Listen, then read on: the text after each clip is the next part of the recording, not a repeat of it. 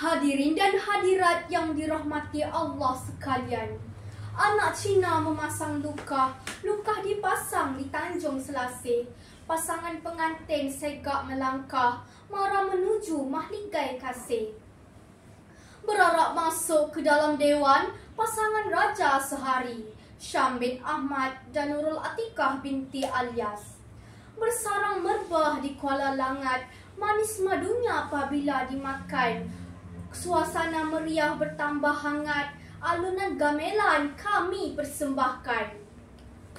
Hadirin dan hadirat sekalian, majlis seterusnya ingin mempersilakan kedua-dua mempelai bersama pengapit mereka dan ahli keluarga untuk naik ke pentas dan duduk di pelamin kasih yang telah disediakan. Dipersilakan. Dari Raub pergi ke Pontian, terus pula ke Kuala Perlis. Harap semua berikan perhatian. Mohon saya mulakan majlis. Bismillahirrahmanirrahim. Assalamualaikum warahmatullahi wabarakatuh.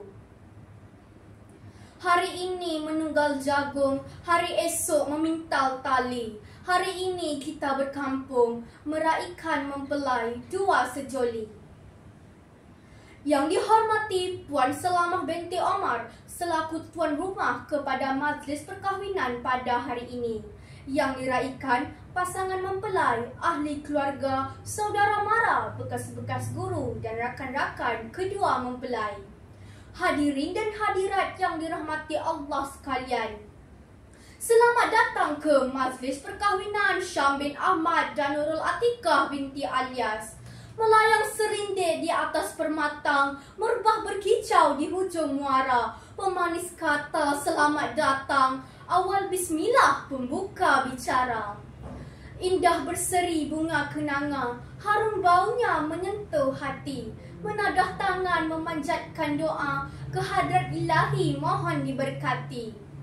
Dengan itu, bagi memohon majlis ini diberkati dan dirahmati Allah, marilah sama-sama kita menadah tangan mengaminkan bacaan doa yang akan dibacakan oleh Ustaz Amin. Dipersilakan. Terima kasih diucapkan kepada Ustaz Amin atas bacaan doa sebentar tadi. Moga jodoh sentiasa berkekalan. Anak Cina mengail patin di tepi titi. Senyum terukir pasangan pengantin, tanda gembira penuh di hati. Puan dibawa ke Gunung Ledang, dibawa dengan penuh beradab.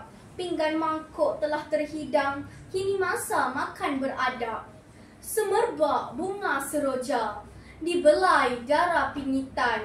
Lauk pauk penuh semeja, jemput mempelai menikmati hidangan. Inilah yang dikatakan, umpama belayar telah sampai di pelabuhan, umpama berkayuh telah sampai di muara, umpama berjalan telah sampai di destinasi. Tiada untaian kata yang mampu dilafazkan selain ungkapan rasa syukur dan terima kasih yang tulus ikhlas dari Raja Sehari dan ahli keluarga buat semua atas kesudian hadir dan memeriahkan majlis kita pada hari yang penuh keberkatan ini. Tanam langguna tumbuh kelapa, terbit bunga pucuknya mati. Budi semua tak kami lupa, sudah terpaku di dalam hati. Pergi ke dusun memetik kelapa, kelapa pula si kelapa barli. Jari disusun maaf dipinta, panjang usia bersua kembali. Akhir kata, mohon maaf atas segala kekurangan semasa mengecarakan majlis ini. Berjumpa kita lagi pada masa yang akan datang. Saya mengucapkan salam hormat buat semua. Wabillahi taufiq wa hidayah. Wassalamualaikum warahmatullahi wabarakatuh.